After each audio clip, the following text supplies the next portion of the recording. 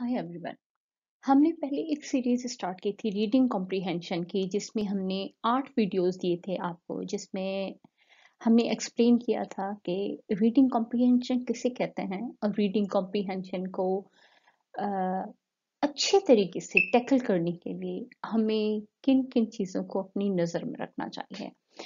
अगर आपने वो हमारे वीडियोस नहीं देखे तो यकीनी तौर पर आपको वो देखने चाहिए, ताकि आपका माइंड और बैकग्राउंड क्लियर हो।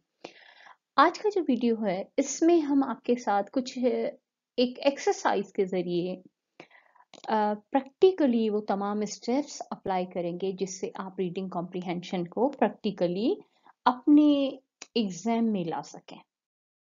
यहाँ हमारे पास एक पैसेज है, उसके नीचे एक क्वेश्चन है जिसे ब्लैक में बोल्ड किया गया है, फिर उसके नीचे उसके लिए 3 ऑप्शंस हैं। आप सबसे पहले ये करेंगे कि आप क्वेश्चन पढ़ लें कि आपसे क्या कहा जा रहा है। It is it is clear from the passage that dolphins dash। अब नीचे जो ऑप्शंस हैं वो 3 हैं और आप सीधे चले जाएं पैराग्राफ की तरफ।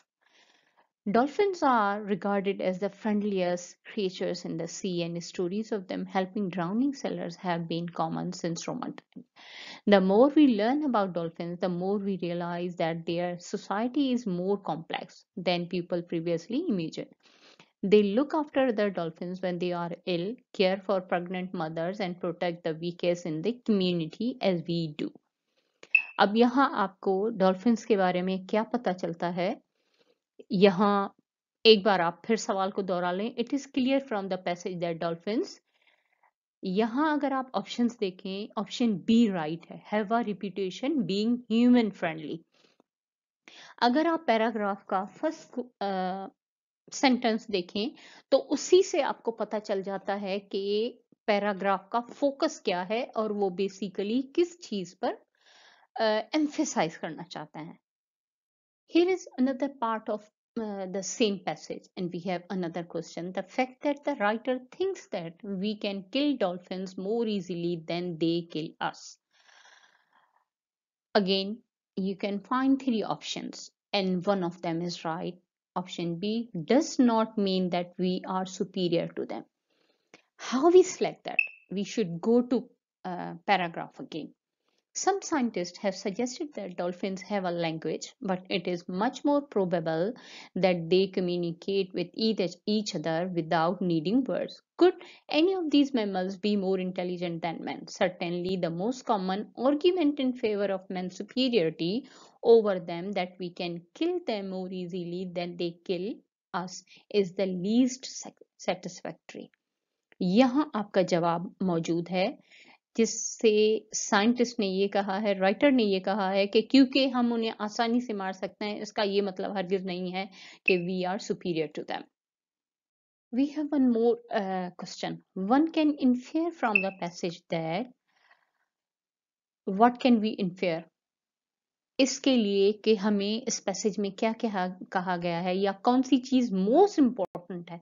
Go to passage again. Dolphins are regarded as the friendliest creatures in the sea, and stories of them helping drowning sailors have been common since Roman times. The more we learn about dolphins, the more we realize that their society is more complex than people previously imagined. They look after other dolphins when they are ill, care for pregnant mothers, and protect the weakest in the community as we do. अब इस पूरे paragraph को अगर आप holistically लें तो इसका मतलब ये है कि option B, dolphins have some social skills like human. इंसानों की तरह वो केयर करती हैं, कम्युनिकेट करती हैं, like that. Here we have one more segment of this video. Take the most appropriate synonym for the word probable. Word है probable. Probable का मतलब होता है मुमकिना, इम्काना। अब इसका मोस्ट अप्रोप्रिएट सिनोनिम कौन सा होगा इन तीनों में से, ए बी सी में से? हमने यहाँ टिक किया है ए, एक्सपेक्टेड। क्यों? We should go to paragraph. Some scientists have suggested that dolphins have a language, but it is much more probable that they communicate with each other without needing word. कुछ scientist जो हैं वो ये कहते हैं कि dolphins जो हैं उनकी एक लैंग्वेज है, लेकिन इसका इम्कान ज़्यादा है कि वो कम्युनिकेट तो करती हैं, लेकिन उन्हें कम्युनिकेट करने के लिए किसी वर्ड की ज़रूरत नहीं होती। तो यहाँ ये जो लाइकली और एंटिसिपेटेड है, ये भी सिनोनिम्स हैं वर्ड प्रोबेबल के, लेकिन कॉन्टेक्सचुअल फॉर्म में इसका एग्जैक्ट आंसर जो है वो होगा एक्सपेक्टेड। फिर दूसरा वर्ड है हमारे पास, tick the most appropriate synonym for the word superiority. Superiority word को भी हाईलाइट किया गया है टेक्स्ट में। अब आप देखें, इसके लिए भी आपके पास 3 ऑप्शंस हैं, और पहले जाकर हम इस सेंटेंस को पढ़ लेते हैं। Certainly the most common argument in favour of men's superiority over them that we can kill them more easily than they kill us is the least satisfactory। ज्यादातर एक कॉमन आर्ग्यूमेंट ये है कि इंसान को इसलिए सुपीरियरिटी दी गई है डॉल्फिन्स पर क्योंकि वो उसे बहुत आराम से मार सकते हैं, तो इसके अंदर इतनी ज्यादा जान नहीं है। अब इस वर्ड सुपीरियरिटी यानी सी डोमिनेंस कि उसकी अहमियत डॉल्फिन से ज्यादा है। Again, in this text, we have highlighted 2 words, satisfactory and remarkable. Let's see the question. Pick the most appropriate antonym for the word satisfactory. Satisfactory word के लिए आपने antonym choose करना है. Again, you have 3 words: inadequate, poor, unsatisfactory. Satisfactory का यहाँ होगा unsatisfactory. Let's see why.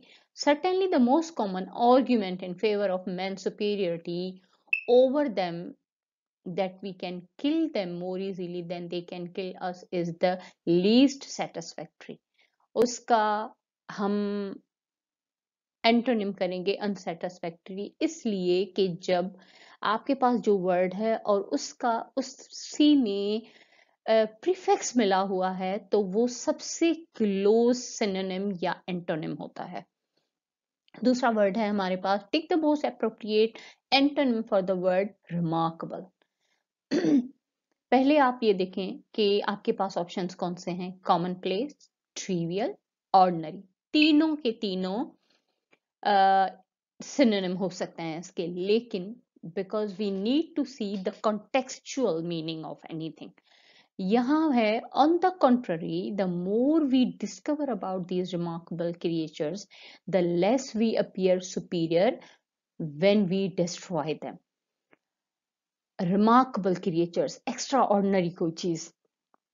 अब remarkable का होगा ordinary, remarkable super, यहाँ हम करेंगे ordinary यानी बिल्कुल आम सा। ट्रिवियल किसी चीज के लिए यूज करते हैं, और कॉमन प्लेस भी किसी आम सी चीज के लिए यूज करते हैं।